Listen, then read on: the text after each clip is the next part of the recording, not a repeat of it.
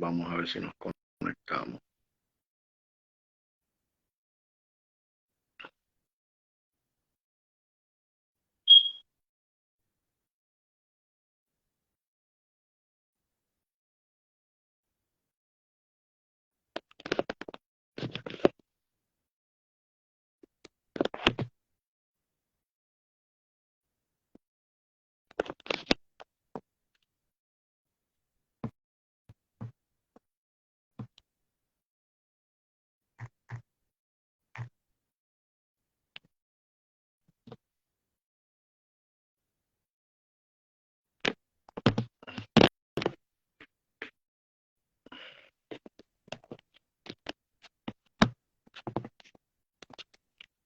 Aquí va. Ahora estamos. All right, we're here. Well, oh yeah, first of all, saludos, maestro. How are we doing today? You doing good? Doing great. Sorry, we have time difference. No worries, no worries. Again, welcome to another podcast of Vision of Crystal. We have a friend of the shows and friend and colleague of mine, David Sid, here with us. And, you know, David, it's been really, really interesting since this whole thing kind of like, went down throughout this process of Celsius, of Terra Luna, Voyager, Block 5. We've been trying to look for somebody to kind of point the finger of, see, what this is going down. And then obviously it finally came. FTF, Sam Bankman-Fried, everybody's pointing the finger.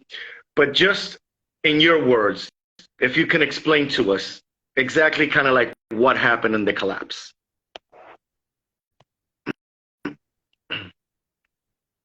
Ya mismo entramos otra vez con el maestro, David. No, sorry about that. No worries. Yeah, see, if you can explain to us, what's your opinion on the collapse of FTX and what happened? Okay. Yeah, I got you. Okay, perfecto. Okay, español o inglés? English. English, all right, cool. So again, sorry that I was a little bit late. This time, my internal clock was off because it's 7 o'clock where I'm at. So the time difference kicked in. All right, so yeah, so a lot of interesting things happening in the past couple of weeks. In the past week, really. What are my thoughts? So you mentioned Luna collapse, Celsius, and we know that Gemini and a few others are in trouble. This, in short, like the easiest answer and the shortest answer is that this is the big catalyst that everybody was expecting.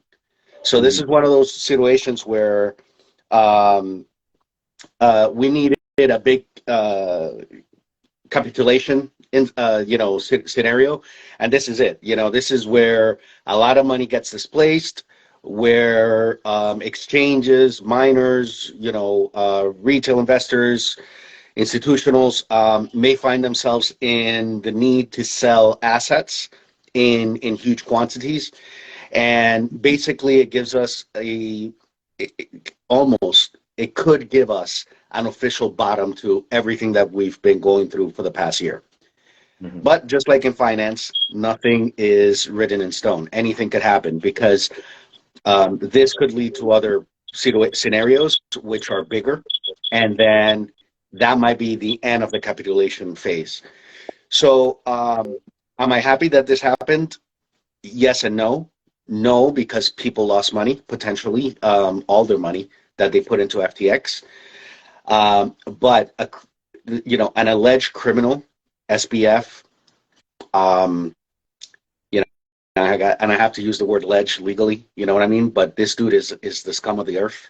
And there are so many layers that make, listen, this is like a conspiracy theorist's like paradise and heaven, because this dude is so connected to politics, to money people. The shit I've seen in the past week alone makes me want to throw up, because he's being protected. But let's stick to the main topic. What do I think about it? What I think about it is, you had a bunch of children, and it doesn't matter that they were young. There are a lot of responsible young people in the crypto space. Mhm. But these were children running a multi-billion-dollar business on QuickBooks, which we just found out yesterday, as their accounting software. And the new CEO said it best. There's nothing wrong with QuickBooks, but you don't run a multi-billion-dollar business with QuickBooks. You run a restaurant.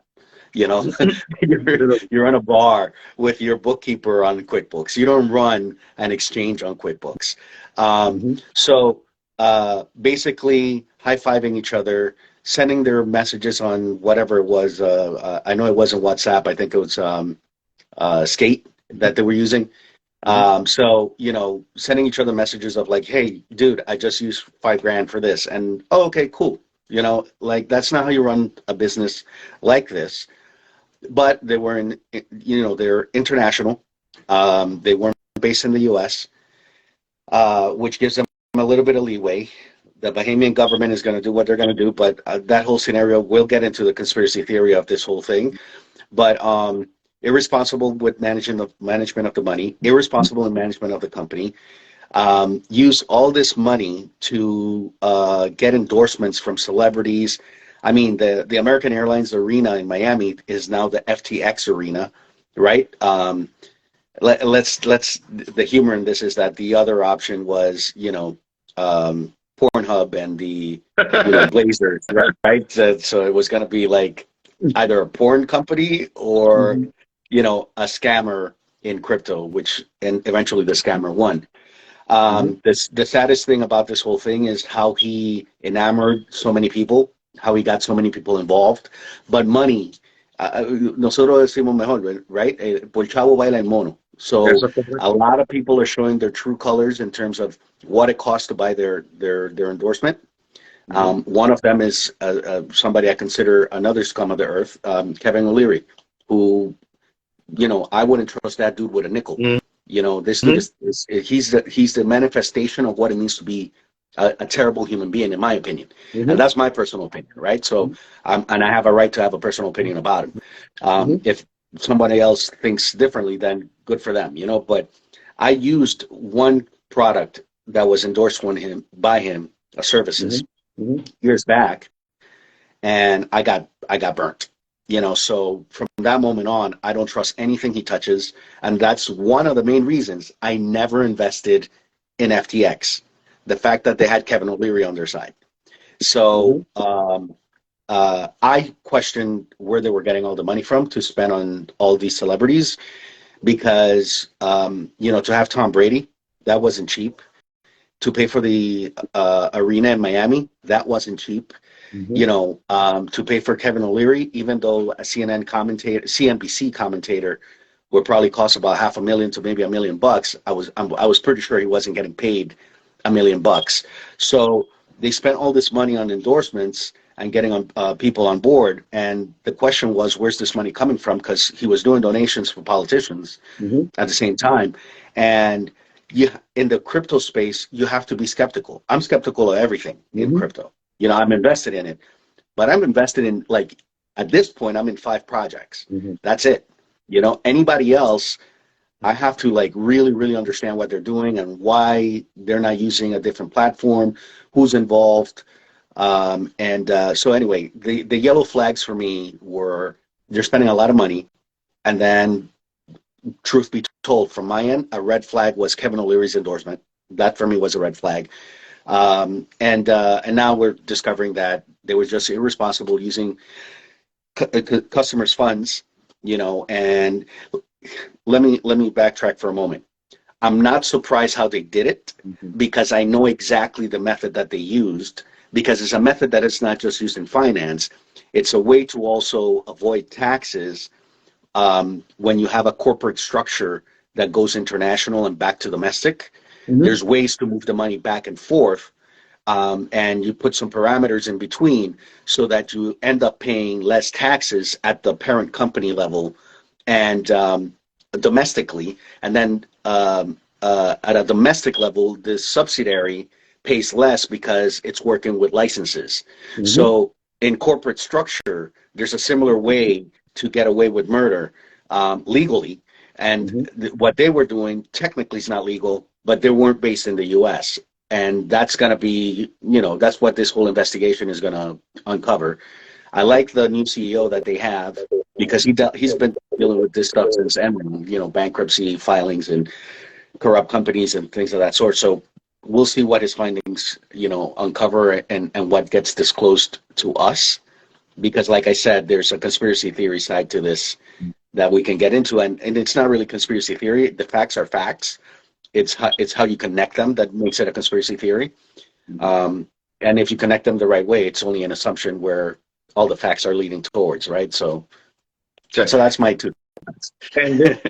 And this is long from over. I think this is just kind of like started. And then again, to let everybody know, we're not financial advisors. No somos asesores financieros, just giving everybody the information that we've learned through the years of crypto. I'm assuming, just like me and everybody in the crypto space, you saw the Sam Bankman-Fried interview.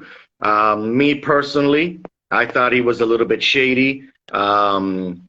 Dodged a lot of questions that should have been dodged, looked nervous. Just if you watched it, just give her your 2 cents about it. Yeah, I don't think he was a little bit shady. I think he was completely shady. I think he's full of shit. And that, you can quote me on that. For sure. This is, I'm not a lawyer. I'm not a financial advisor. I've worked around enough legal teams, with all the stuff that I've done with branding. I've worked in management for a long time where you get coached and whatever, that you start seeing how people are responding to something based on their PR training or the legal coaching. And right now, everything he's doing is so that he can, and from my lens, is so that he can play the negligence card, when he gets drilled. And the conspiracy side of me tells me it's going to work. The person in me that vows for justice. Again, I didn't lose money in FTX, but I have friends who lost. As a matter of fact, I was just with one last week that lost all of his savings, like surplus savings in the FTX fiasco. So he's living off of his savings and he's in dire straits, So I take that shit personal because a friend of mine is hurting, Now, this is a dude that played the card of I'm the smartest dude in the room. And now he's, saying, "Oh, it never crossed my mind. Oh, I never thought of this. Oh, I never intended to." And it's like, homie, I don't care what your intentions were. You had no business running this business the way you did. And this is where negligence comes into play to defend him and protect him legally from, what I've heard some commentators say has me thinking it's not that he's not going to go to jail, it's whether or not he gets a plea deal. And if the conspiracy theories are right, he's going to get a plea deal regardless of how this goes, regardless of what gets covered. And that plea deal is going to hang on him saying, "Oh, I didn't know. My intention wasn't this. My intention was that. I would have never done this. I would have never done that." And they're going to hang up on this intent, whether there was malicious intent, whether it was just negligence. And if it's negligence, there's leeway for a plea. When it's intent, then you're talking about Bernie Madoff, and there's no plea, right? You're going to jail for as long as they want you to be in jail. So I think that interview and this entire press tour is sickening because you could tell that they're trying to protect him. They're calling him the kid. They're calling him, this group of kids did their best, did this, did that, and I'm like, are we just pretending that they didn't just lose billions of people's money, for whatever interest group, whatever? Listen, we don't know who's behind all of this. And honestly, I don't care. We're talking about hardworking people, Americans and non-Americans, who trusted this guy. Now, whether it's crypto or not, this could have happened with equities. Bernie Madoff did the same with equities. And Bernie Madoff lost a lot more money. This is not even remotely close to Bernie Madoff. And there was a Canadian gold mining company about 20 years ago that was the biggest scam on earth. And, it's probably 300 times what SBF lost. So we're not talking about the biggest scam on earth, when it comes to investments. But it could have happened outside of crypto. It happened within crypto, so some people are going to dismiss it, but it shouldn't be dismissed because hardworking people lost their savings and their hard-earned money. Yeah, I have friends also that have put their money on FTX, and like I said, I've told everybody, and you've also said it. When you're going to go into crypto, get your education, get it, right, because these Right. things can happen. How much pressure, because of this, of what happens, puts pressure on other exchanges? For example, Gemini, Binance. How much pressure does this put on them? Um, a lot, and the biggest one will be Binance. Binance is the one that's gonna. It's already begun. Sorry, not sure. Didn't realize what's on the board behind me, but this is not gonna work. So this is all right. Yeah, this is not gonna work. All right. So Binance, I think, is the one that's gonna hurt the most, or stands the most to lose. I think Gemini might get saved. It depends on the groups, that the interest groups that are behind Gemini in terms of funding them. They could save them. Remember, we're on the downside of crypto. So once this thing flips around, all this money is going to appear for Gemini, for anybody who can survive this drought. I don't think there's any way that FTX comes back from this at all. Period. It needs to go away, and SBF as well. But after a big public flank, beating, figuratively speaking, of SBF in the public eye. But Binance, Kevin O'Leary today testified, and again, this dude is just pure trash, in my opinion. He shifted the blame while testifying to Binance, which is absolutely ridiculous. Now, Binance is not. They're not saints. Eventually, they will have problems. I think they're trying to fix their biggest problem right now, which is with USDT, right, with Tether. But so they're not saints. They got some seriously corrupt people involved in their business as well. I think CC did a really good job of calling this shit out, and I think he took a preemptive approach to protecting Binance, which is going to buy him time to be able to correct whatever the hell's going on over there as well. But I think the problem for Binance is the scrutiny that they're going to continue getting here in the U.S. to keep them out. Remember, this is a Chinese, ethnic Chinese, but he's actually Canadian. So China is tied to Binance from a political lens. So they're going to give it a hard time, and they continue giving it a hard time, right? That's why they shut down the U.S. office. So I think they're the ones that are going to get scrutinized by the government the most, even though they have the least to do with SBF being a corrupt dude, right? Because you can blame Binance all you want. Binance wasn't the one buying mansions for his relatives or buying off journalists or having orgies in an office, a penthouse. It's like that. You're trying to shift the blame to Binance, and it's like all this other shit that happened is really why FTX was. They're trying to say that SBF had to buy his shares back from Binance, and that's where the money went. That's not where the money went. What do you mean? If he bought back his shares, one, he could have sold the shares again, forward to another investment group. Yep, that's not a problem. What did they play? What did they pay with? Was it a cash transaction? Was it with your own crypto? Did they pay you back with FTT, which was fake to begin with? Did they pay you back with Binance coin? I don't know. I haven't come across that detail. I'm not sure it's public yet. What they received in terms of payment for. Pardon me, what they paid with. They're saying with the money, with the funds, but we don't know yet. Whenever the new CEO finishes his investigation, that's when we'll find out exactly how money was transferred, wire transferred to who signed off on it. All that stuff will be revealed later. But they're saying, today Kevin O'Leary was trying to say that, hey, all the money went into getting his shares back from Binance. Well, first and foremost, that happened like over a year and a half ago, if I'm not mistaken, or a year ago. So what the fuck happened in between then and now? You know, they're trying to put Binance in the bullseye, which tells you exactly who they're after. And Gemini and all the other guys, I think, yeah, Gemini is in trouble, but don't forget who's behind Gemini. You know, the what is it? The Winklevoss twins is what they're called, the last name.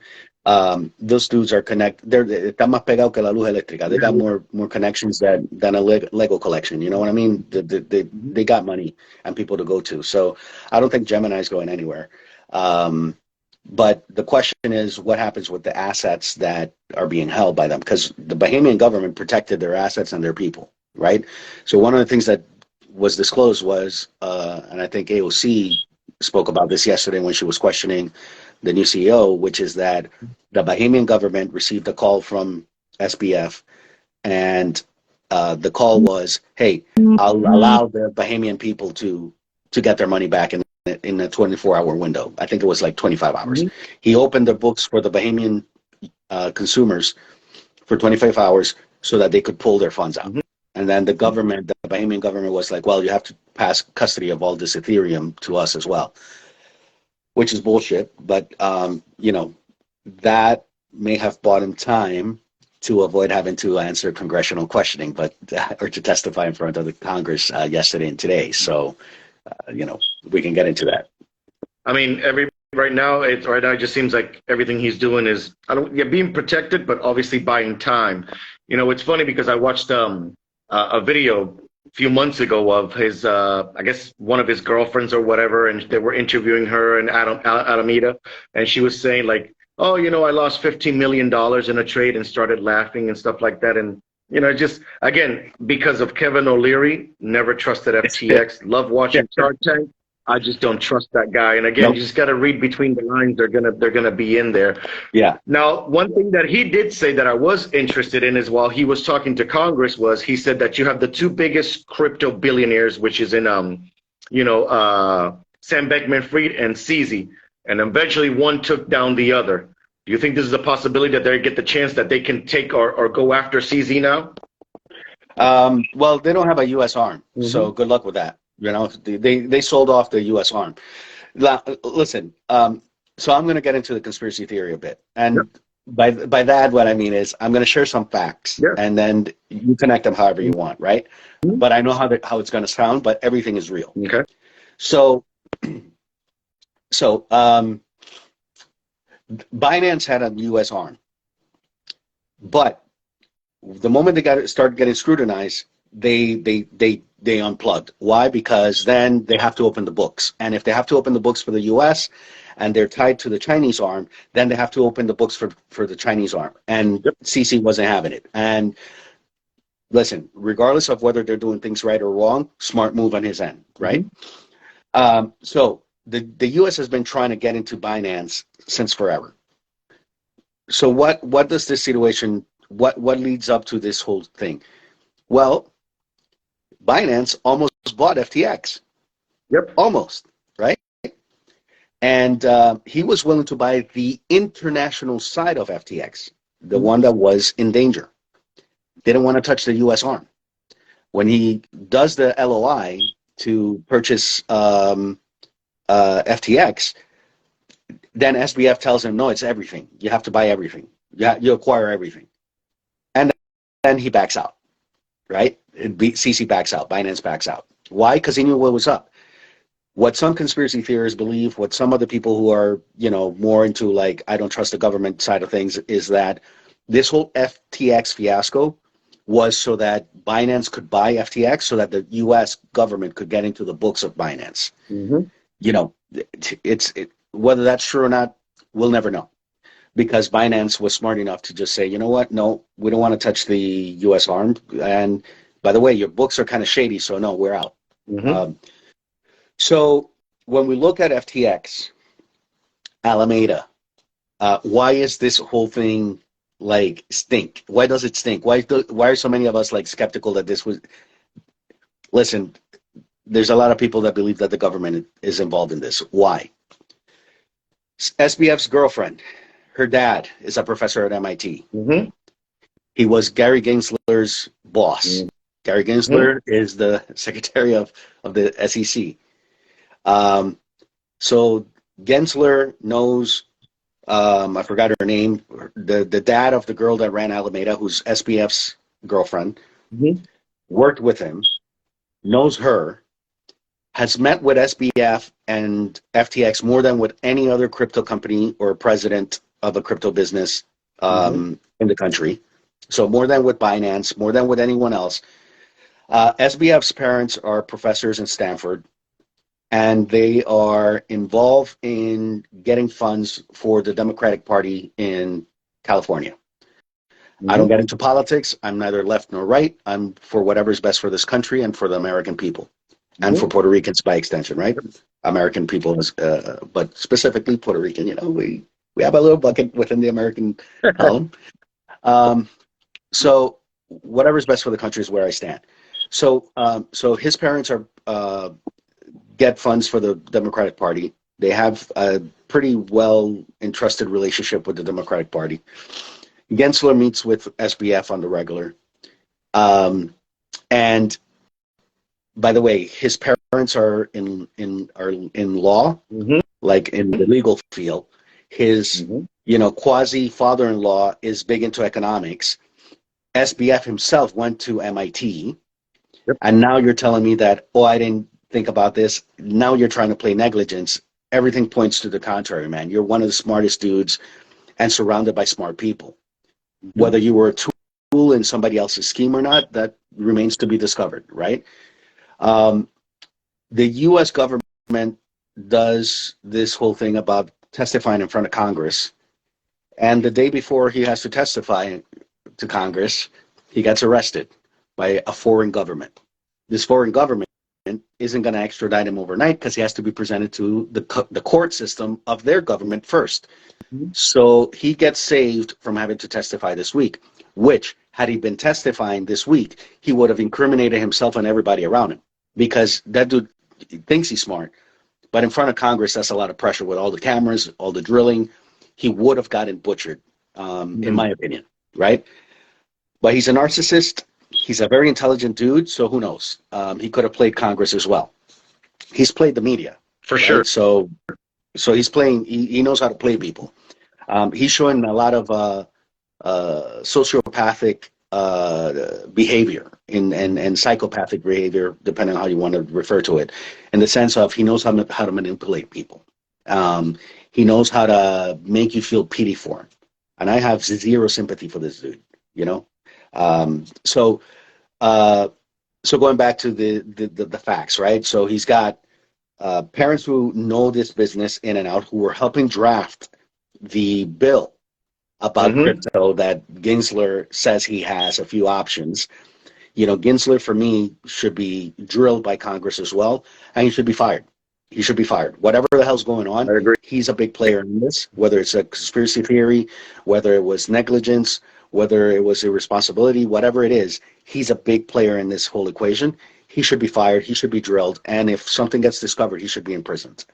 The whole Binance play to try to get them to buy him out, you know, didn't work out. And now he gets the benefit of a media tour, a press tour to defend his name, gets bailed out, so to speak. You know, I'm using that term loosely, figuratively, in terms of getting arrested the day before he has to testify. Now he's protected by the Bahamian government, so to speak, which raised the questions that AOC asked yesterday at the congressional hearing, which is, you know, you don't want to say it's a conspiracy theory, but you can definitely say it's quite shady that he allowed the Bahamian people to take out money, and just before he has to come to the U.S. to testify, you know, the Bahamian government saves him from having to testify by arresting him, you know? Yep. Is he going to get press charges? Yes. But I think that when we think about all these factors and we see his connections to the Democratic Party, because he's second largest donor to Biden, third or fourth largest donor to the Democratic Party. Second You know, to Biden, fourth to the Democrats. There you go. There you go. Thank you for the correction. And he had pledged 100 million. You know, so there's a lot of Democrats waiting for some of that money. And the reality is that the longer this takes, the shorter the window to saludo Walde, to get money back, because in some cases donations have to be held for a period of time, and there's a moment where that money can be given back. So, you know, obviously the Democrats, and again, I don't care if it's Democrat or Republican, but in this case, it's a fact. He donated to the Democrats. Obviously, they don't want to give that money back. So it behooves them to have this exceed the time window, which I think is 90 days. Yep. So if this takes longer than 90 days, they get to keep the money. You know, so that's why there's so many conspiracy theories around this whole situation. You know. How much pressure, because of what Sam Bankman-Fried did in FTX, with Congress and the government, how much pressure does this put regulations on crypto? Well, that's the other side of the conspiracy theory. Some believe that this all happened so that the US government would have a reason to enact a law. Listen, regulation is not a bad thing. The question is, what does the regulation say? Yep. But if there's regulation where there would be guarantees to institutional investors that if, you know, something collapses, that, you know, there's insurances and stuff like that, that's going to help us in the long term, because it's going to give institutional investors a reason to invest where they can protect their investments, which currently there is none, right? So right now there's a lot of manipulation. You know, as a matter of fact, going back to Kevin O'Leary trying to say that Binance was manipulating whatever, the only evidence we have right now points towards SBF trying to manipulate, you know, the value of certain coins so that he could recoup some of that money back, you know, by manipulation. So, which is interesting, but that can happen. And Binance has their own ways of manipulating the market. Again, they have way too much power. And they have some people involved in Tether that are very, very corrupt individuals, you know, from poker scams and, you know, digital, you know, hackery down to just being bad human beings. But so again, Binance is not, their hands aren't clean, but in this particular scenario, FTX collapsing, the fear of Binance becoming stronger, it all fuels the fire that the U.S. needs to do something about crypto. Now, in terms of providing assurances and demanding that if you do business in the U.S., you have to follow certain guidelines. How that's going to play out, we'll see, because, you know, there are a few representatives in Congress and in the Senate that are not on board with the crypto bandwagon.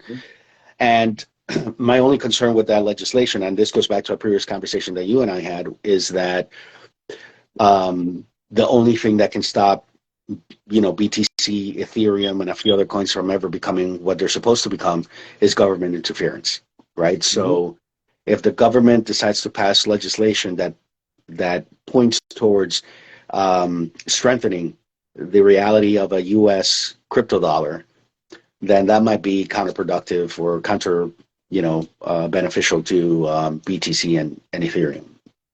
Now, I know that these people were today, you know, asking these people questions, you know, Kevin O'Leary and some others in Congress today. But I don't know if it was just me, but there was a lot of shitting on crypto, you know, from these congressmen that don't know shit, don't understand anything. But, you know, they were really just making it seem like, you know, this is the worst thing that happened and how can we get rid of it? Yeah, you got to remember what their interests are, right? These are people who have, you know, you listen, I'll nominate myself for Congress, right? For election for Congress, and have $50 in the bank. By the time I retire, I'm a multimillionaire, right? Yep. This is how these congressmen and women and senators, you know, become millionaires while serving the public is the biggest, you know, slap in the face to the American people. So they're protecting their interests, which is they're holding cash, and they're too old to understand what to do with anything other than cash. Mhm. So, you know, centralization is the problem. The reason FTX failed is because it was centralized. It's that simple. You had one dude with a group of kindergarten friends running a multi-billion-dollar exchange and controlling their market and controlling the value of their own coin. That's centralized. Had it been decentralized, like Bitcoin, like Uniswap, and some others, we wouldn't be in this situation. People would be holding their crypto in their own wallets, be it digital, cold storage, whatever, and the money would still be somewhere that the owners of that money would know. Instead, they trusted some dude that was running a scam and centralized company and a centralized something based on fiat, basically, and it failed. And this happened with Bernie Madoff as well. And that's the funny thing, you know. I whenever I hear like, oh, this only happened because it's crypto. No, it happened with Bernie Madoff. And how many people got screwed with Bernie Madoff? You know, this dude was in the 60, $70 billion. You know, this dude's just 16 billion. You know, something around that ballpark. And so it happened in fiat. And all of a sudden, this only happened because it's crypto. No, Bernie Madoff did worse. And then, you know, when you think about what some of these senators, congressmen and women were saying, you know, one of them yesterday was the smartest one, which he said this happened because it's centralized. It's a centralization problem. It's centralized money, that banking, that is the problem. As a matter of fact, I'm going to sidetrack here for just a brief moment. The Fed is about to lose. It's about to become insolvable. So the Fed has $35 billion liquid, and they just paid 14 this past month. So that's half of the 32, $35 billion that they had. Like, the Fed is in trouble. And who does the Fed owe? The banks. Centralized banking is a problem. It's always been a problem. And anyone who has, listen, I use banks, right? Everybody has to. But let's not forget, when I was a kid in the 80s, I was born in 78, right? When I was a kid in the 80s, the interest rate my dad was making on his savings accounts was like 1,000 times what they pay today. You know what I mean? It's like, it's ridiculous. 10%, 8%. Now you get like 0.01, you know, percent on your savings account. That there's something wrong there.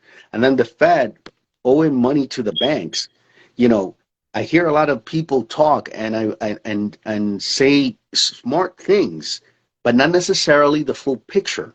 You see, because to say that the CPI dropped, came in lower, to say that, you know, unemployment is lower, all of these things, yeah, they sound nice, but when you look at where we're at with rates, and the rates went up today, okay? The 2-year paid, this is how it works. You'd look at the 10-year, the 2-year, the 1 year, the 3 month, the 1 month, and then you look at the reserve, which is what I pay you today for letting me hold your money today if I'm the Fed. Yep. If the 2-year pays more than the 10, there's a problem. Big problem. Right? If the 1 year pays more than the 2 year, there's a problem. If the 3 month pays more than the 1 year, there's a problem.